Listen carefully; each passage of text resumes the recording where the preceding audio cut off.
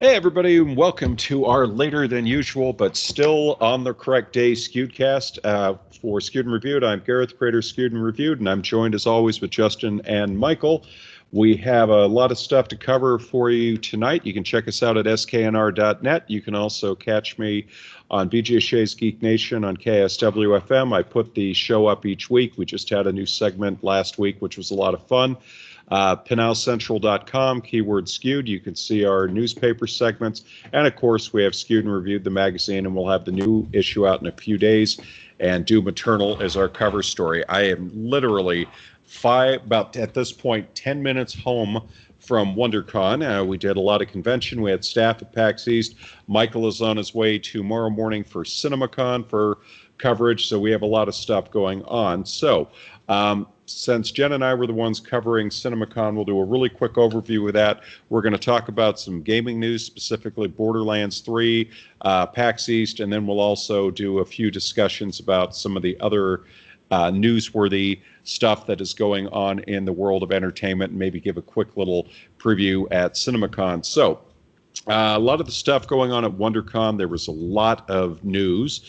One of which we'll talk about soon, but mainly I was busy doing a lot of interviews. I had an interview with the cast of Into the Badlands. I went and saw the panel for Dark Phoenix. I did get that. We had two brand new 10-minute scenes, so we're going to talk about that in a moment with the crew. Let's see, what else did I do on day one? I did the Justice League versus the Fatal Five roundtable interviews with the cast and creative. Jen did some composer interviews. We have some stuff coming up on the Alien fan films that were done, as well as some interviews with some of those folks. And let's see, that was, and Saturday I got to see NOS 4A2, NOS4A2, which was really good. And that was Zachary Quinto's new show. It's going to be appearing on AMC in June. Really interesting. It's something I think we'll talk about at a later date. I'm going to be doing a write-up for it, but it's not a vampire show per se. It's like a series of different supernatural storylines that all weave together based on a popular book. Really, really interesting what we saw of it, and I'm really intrigued to see more. Anytime Zach Quinto started off as this really creepy old guy with, old age makeup, and I didn't even know it was him. I was watching the movie going, or the show going, man, when is Zach Quinto going to show up? And then there's a scene where you could tell his character is de-aging, and then you can tell it's him just with heavier makeup. And then toward the end, he's de-aging again, almost to the point of looking like, and you're like, whoa, that was him under the makeup the whole time. So that was really cool. And then a lot of stuff on the floor. We had a lot of other panels that we went to. There was a lot of news with the Marvel with Cloak and Dagger, there was Agents of S.H.I.E.L.D. stuff going on tonight. And I had Marvel Rising this morning, got to meet many of the cast, have a fantastic video with Squirrel Girl herself, literally hiding under the tablecloth to get away from a question that was asked to her, which was so much fun. So we have a lot of great stuff. We have the video up. We have more coming. We have the recaps coming. So we'll definitely be covering that. So guys, let's talk about X-Men Dark Phoenix. Lot of mixed responses to it. And they showed two scenes in the trailer. The first one we saw was the X-Men launching in their jet to go into space to save a wounded space shuttle crew. And of course, someone nearly bites it on it, and it's kind of a miracle they survive. They come back, they're big heroes, and Raven is upset, basically saying that we're risking our lives to a community that hates us. Charles is saying this is the price we have to pay to be accepted by them.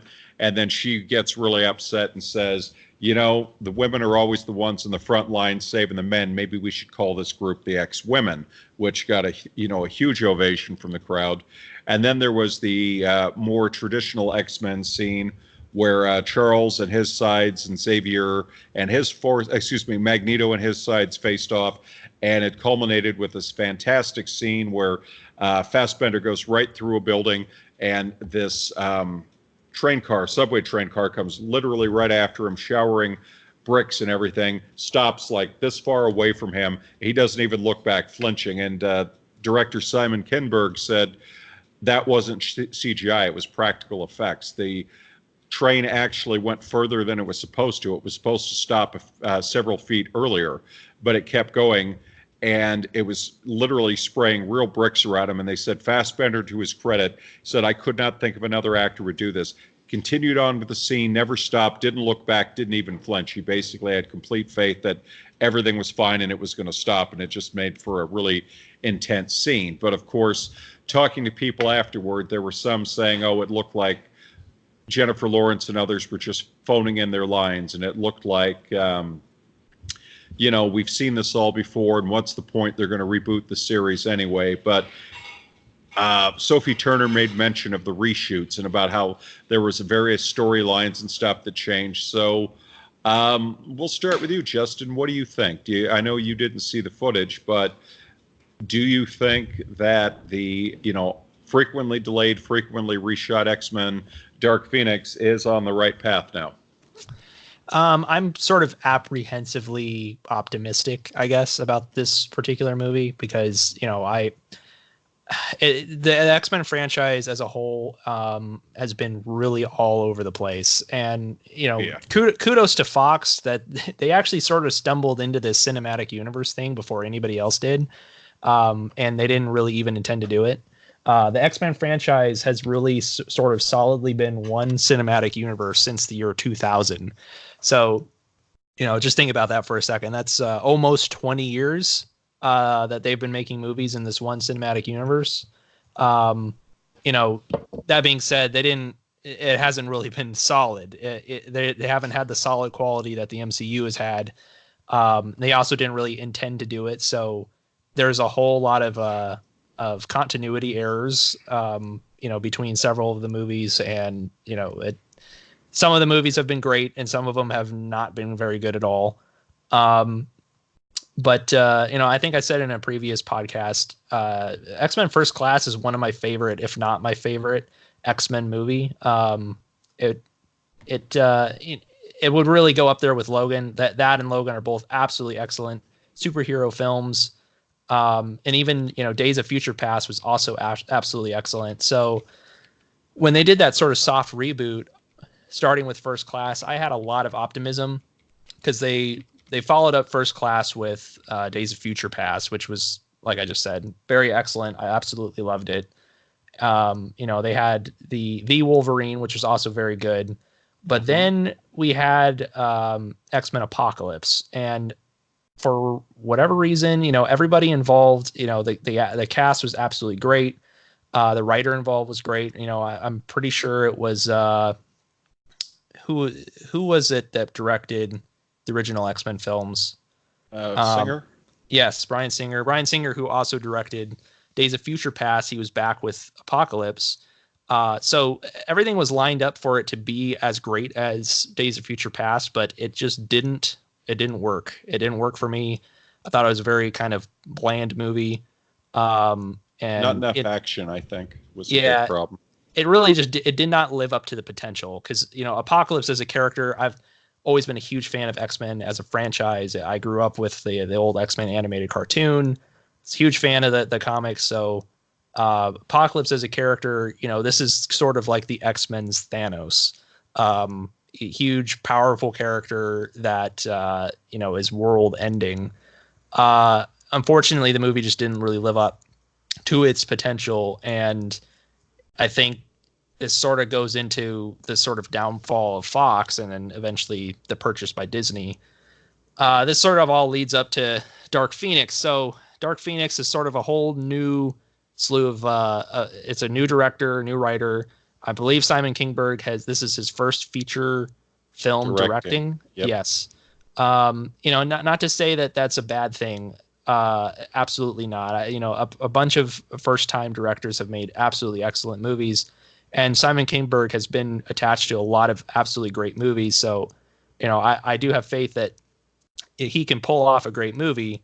It's just one of my concerns is I think when this movie went into production was sort of the sort of chaotic period of Fox where, we know that in the background, behind the scenes, the people at Fox had to have known what was going on in terms of the Disney buyout.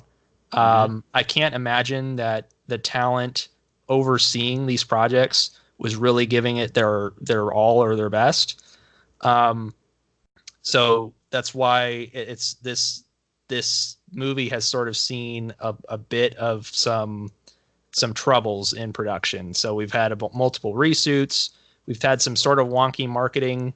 Some of the trailers have not been very overwhelmingly good.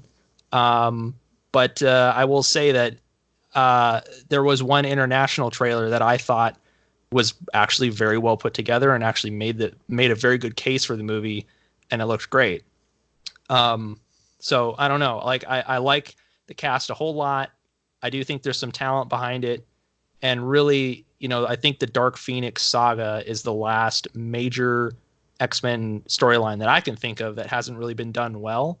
They tried it in X-Men 3 and it just didn't work. So it would be a huge shame if they tried this saga again and it didn't pan out.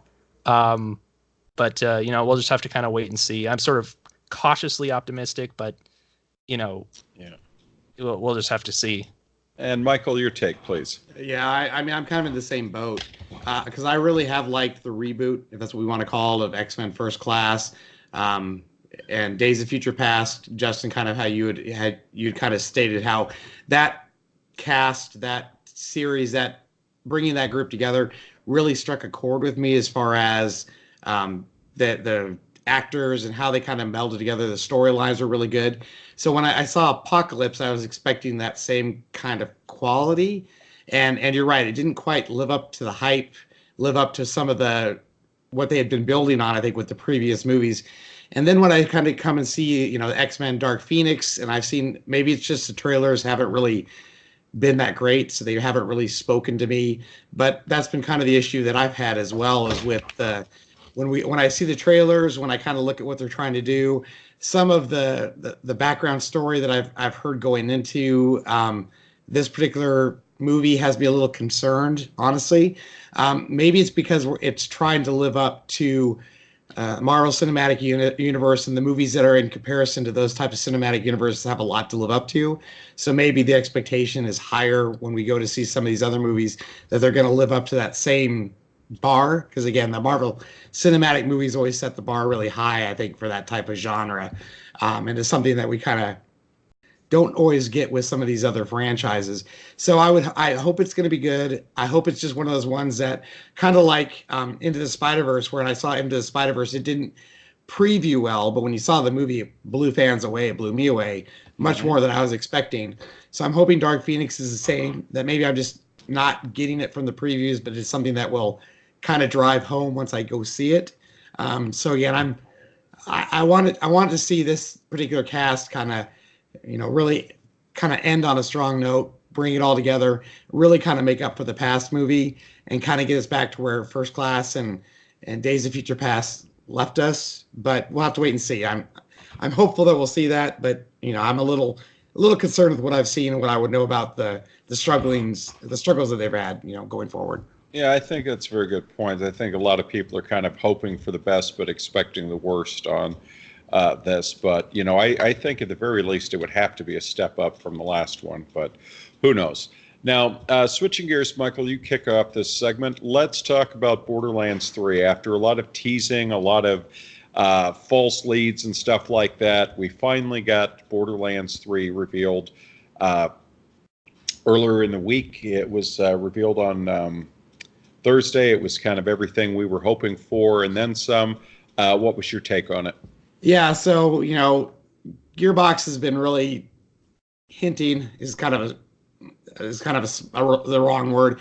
They've pretty much been letting us know that they were going to make this announcement at PAX East, right? So we went through the whole segment with Gearbox where they announced, Bulletstorm for Switch, and they kind of talked about some remastering that they're doing with Borderlands 2, kind of doing a lot of remastering of the entire Borderlands series to date for the new Xbox X and Xbox One, PlayStation 4, etc. So there was a lot of anticipation building up for the Borderlands 3 reveal.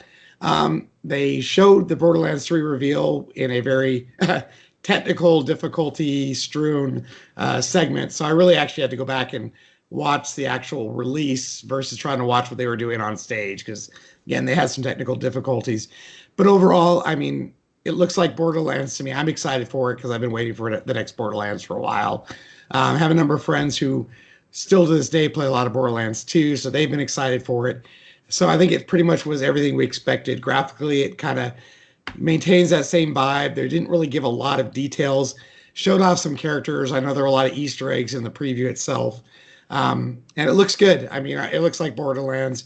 I'm pretty excited for it. We didn't really have a expectation of when it's going to be released, although there have been hints that it's the year of Borderlands, right? With the remastering and that sort of thing coming out. So maybe we can hope for something towards the end of the year from a release date. But I expect we'll see more come E3. And the reality is, I think it's kind of what we expected, right? A quick preview of what we're going to see come. And again, it kind of paid off with what we've been kind of talking about through the year. Yeah, and we'll get to Justin. We'll get your take in 1 second. If I'm not mistaken, I believe the prior ones usually came out in October because I remember they would promote them at E3, they would promote them at PAX West, and they would release soon after. So I think October, if I remember correctly, is usually the time frame. Justin, your take, please. Yeah, I mean, I'm a huge fan. Borderlands 1 and 2 are both great. And, I'm always down for more Borderlands. There's a couple of interesting notes about the trailer.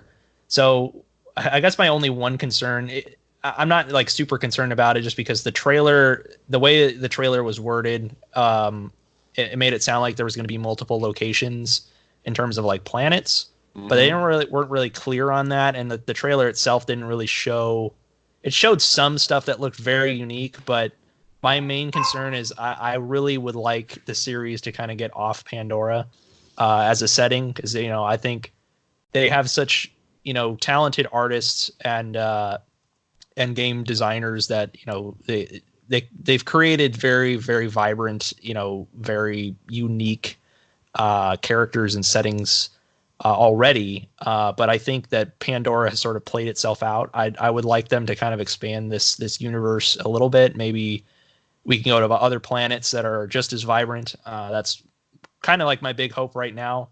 I'm not concerned at all for gameplay or anything like that, just because Borderlands 2 was such a great improvement over the first one. I expect somewhat of the same for this. We got a little bit of a glimpse of the 4 new characters and some of the powers that they'll have. So it's all very exciting. And it looks like Borderlands. One other note I was going to also make, it's kind of interesting how history sort of repeats itself a little bit. As if you remember when Rage was coming out the first time, Rage came out, I think either the same year or it was very close to Borderlands. They either came out the same year or one released at the end of the year and the other one released early in the next.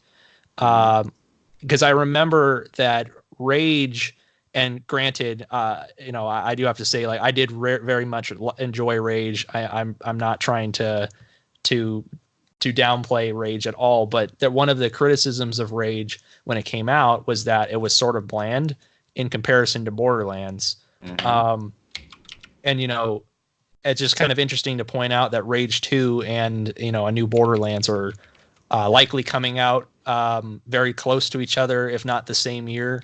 So I don't really actually think history is going to repeat itself this time. Rage 2 definitely seems to be kind of, it has found its own sort of art style. So I don't think that that's going to happen again. But it's sort of interesting that these two franchises that have been sort of dormant for some time are both returning within the same year of each other. Yeah, and I think you definitely have a valid point on that because I think it looks really good. I think it does what fans have been wanting. The pre-sequel I found really entertaining, but at the same time, I think, everybody said I wanted a little more. So, we'll see how that plays out. I think it's going to be, what do you call it? I think it's going to be something really fantastic. So moving on, we have Cinemacon coming up. And Justin, why don't you talk about what you are hoping to see or hear at Cinemacon, and then we'll go to Michael, who's actually going to be there covering it, and see what he's hearing, and go from there. Well, I think if you'll have to correct me if I'm wrong, I think Cinemacon is going to be a little bit more on the side of like the technical aspects, right? If are we actually going to be able to see new content from a lot of these movies coming out? Yeah, they have literally 2-hour shows that are filled with previews and videos of upcoming movies. So awesome! It's pretty much for the entire year, actually, and the award shows, and too. the award show, obviously, as well. It's cool. We know, Steve Buscemi is getting an award. Jamie Lee Curtis is getting an award. Yeah, the cast of Terminator: Dark Fate is getting an award. Yeah, for ensemble. Seth Rogen and Charlize Theron. So industry, things like that. Oh, awesome. Well, in that case, obviously Avengers. I think that's among my top movies that I'd like to see more content for. It's coming out actually this month ish. It's 31st right now.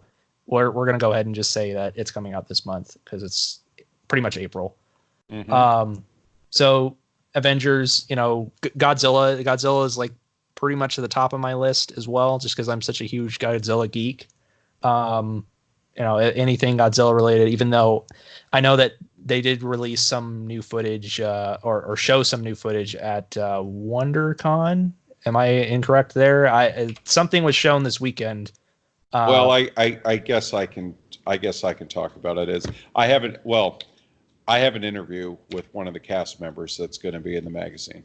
Oh, okay, perfect. We'll just leave it at that. I just know on the internet there were talking things about stuff. There were things being shown, but we do have an interview that is going to be in the magazine, and then segments of that'll be online shortly after. Perfect. So I don't know if Godzilla will be at Cinemacon as well, but if it is, I'd be super excited for that as well. I would really expect it to be. Would really expect it. Michael, your take on that, please. Yeah, so we kind of talked briefly about the folks that are going to be there for the award ceremony.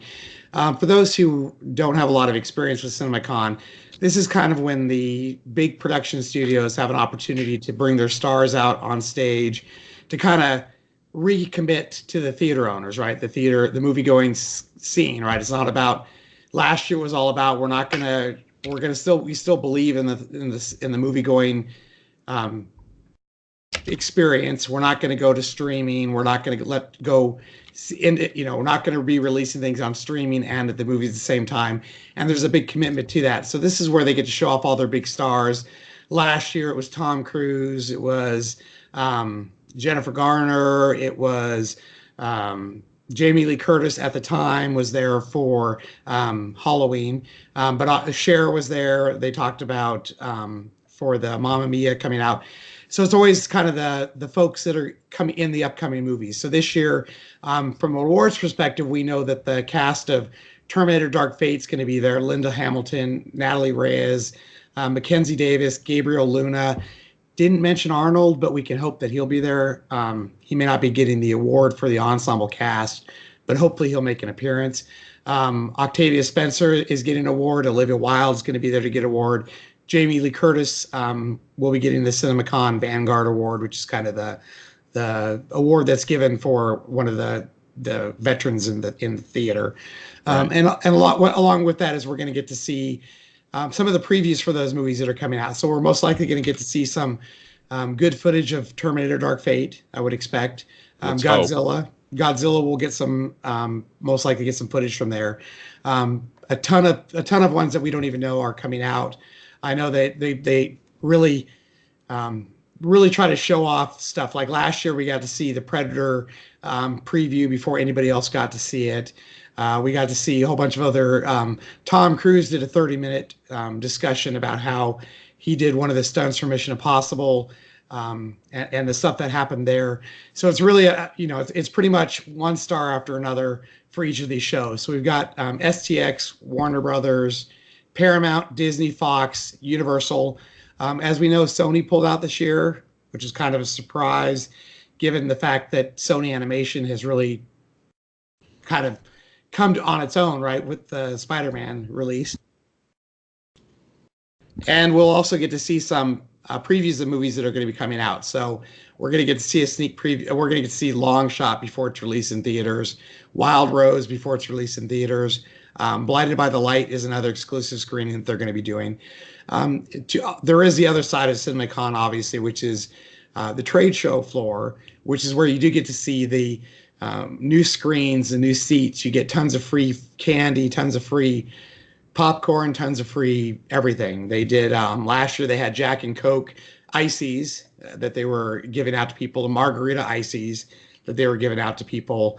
So it's really a big opportunity for theater owners and the media to kind of, have the studios tell them that, hey, we haven't forgotten about you. You are still our biggest revenue. We're not going to be looking to just to go to streaming in the future. We still are committed to delivering the best experience in the theater, and we're still going to encourage folks to go to the theater. So again, it's all about that experience, reassurance of the movie going public, and the theater owners to say, hey, your still best experience is in the theater outside of watching it on your TV at home with your home surround sound. So it's kind of the point of it. It's a 4-day event for the most part, pretty much filled each day with all sorts of these events. So we should get some pretty good coverage from it this year. I'm really curious about many things. You mentioned how Sony is not going to be there.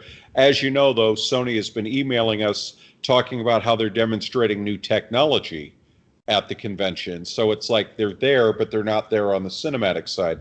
There's been a lot of talk about how Disney is going to handle their situation because they now are the owners of the Fox film and TV divisions. And there was a lot of talk that is Fox going to do their own thing? Is Disney going to do their own thing? Are they going to merge into one presentation? Or is Fox going to sit it out this year? So it'll be really...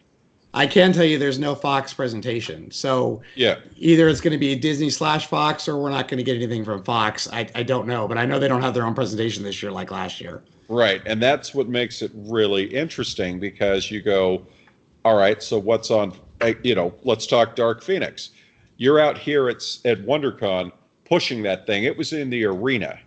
It was in the biggest room they had, pushing that thing on Friday. Are you not going to go to the theater exhibitors and say, this is one of our big releases and we're confident in it?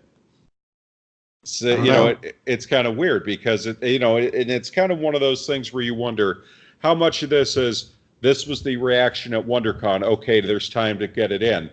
The reaction wasn't, we hoped at WonderCon, let's not do it. It's going to be weird, but I wonder if you're literally going to go in there one morning to pick up your hall passes and they're going to say, oh, by the way, but at the same time, they need time to plan this. It just seems really odd they're not going to be there.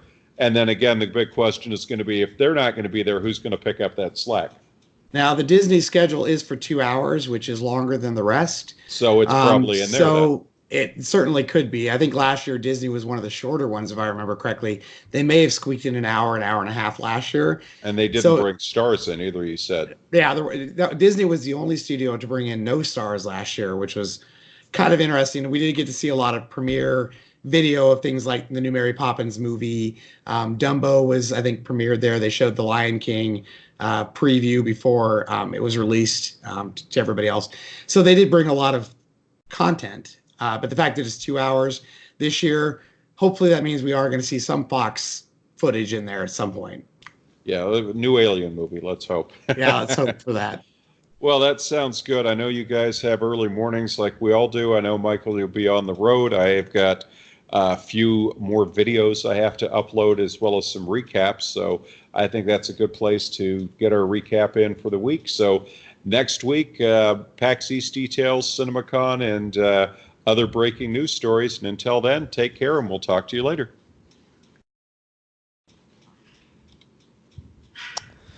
All right, got it. One sec. Hold on. This thing's acting up.